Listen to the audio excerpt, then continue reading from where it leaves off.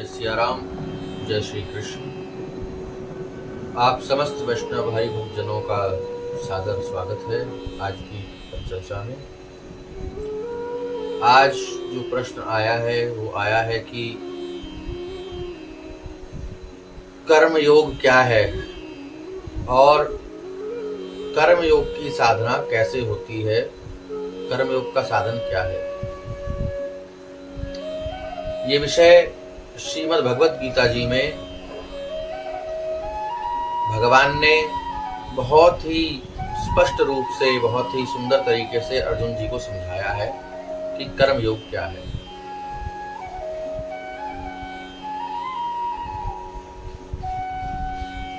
कर्म को केवल कर्म मान करके न करना, कर्म को कर्तव्य मान करके करना कर्म योग है। और कर्तव्य कर्म करने का अर्थ है कर्म को अपने लिए अपना न मान करके संसार के लिए, सेवा के लिए करना। किसी भी कर्म को संसार के लिए, संसार की सेवा के लिए करना। क्यों? क्योंकि जो कुछ हमें प्राप्त हुआ है, जो कुछ हमें मिला है, वो हमारा नहीं है। ये तन भी हमारा नहीं है। मैं नहीं, मेरा नहीं, ये तन किसी का है दिया।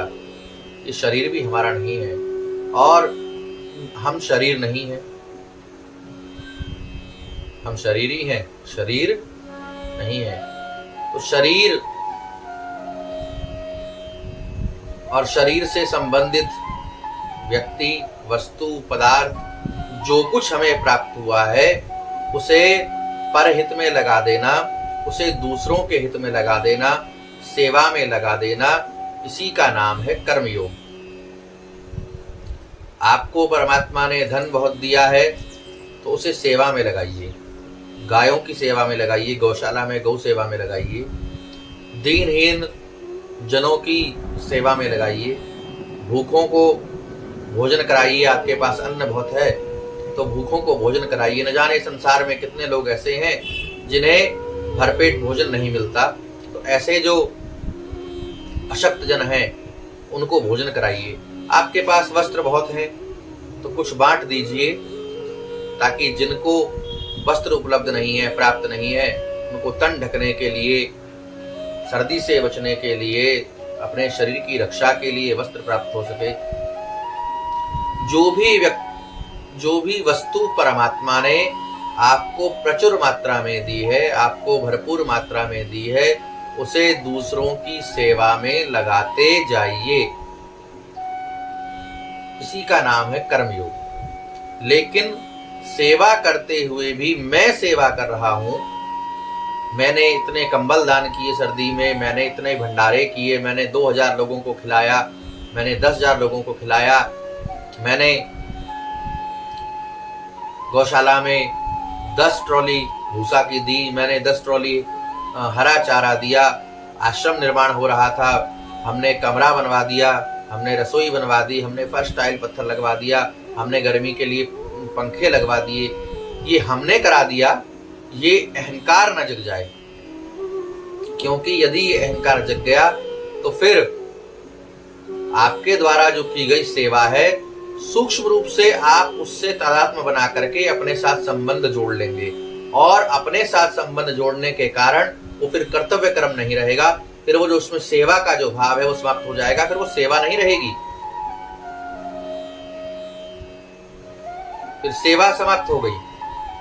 क्या भाव रख के करना है कि हमने नहीं किया, ये किसी ने करा दिया। किसने करवा दिया?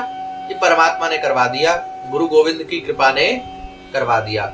हमारे तो सामर्थ्य में नहीं था, लेकिन हमको जो कुछ मिला है वो गुरु गोविंद की कृपा से मिला है, भगवान की कृपा से मिला है। और भगवान की कृपा से जो कुछ मिला था वो हमने भगवान की सेवा में लगा दिया। क्योंकि जड़ चेतन जो कुछ भी दिखाई दे रहा है वो सब भगवान का ही स्वरूप है, सब कुछ भगवान का ही अंश है। तो भगवान के द्वारा जो प्राप्त हुआ है उसे भगवान की सेवा में लगा देना, और अहंकार करना कि हमने कर दिया, ये बड़ी दोषयुक्त बात है। जो कुछ हम करें, सेवा करें, तो उसे अपना द्वारा न किया मान करके भगवान के द्वारा करा दिया गया, गुरु गोविंद की कृपा के द्वारा करा दिया गया, ऐसा मान करके करना चाहिए। ऐसा मान करके जब आप कर्तव्य कर्म करेंगे तो फिर आप कर्म योग के अधिकारी हो जाएंगे। फिर आप जो कर रहे हैं उसका नाम है कर्मयोग। क्या? संसार का संसार के लिए, संसार के द्वारा, ये भाव मन में बना करके रख लीजिए कि कुछ भी हमारा नहीं है, हमको प्राप्त नहीं था, ये हमको संसार में आकर के मिला, संसार की सेवा के लिए मिला और हमने संसार की सेवा में लगा दिया। तो ऐसा मान करके जब आप जीने लगेंगे तो ये जो कर्तव्य कर्म है ये आपके जीवन में उतरने लगेगा।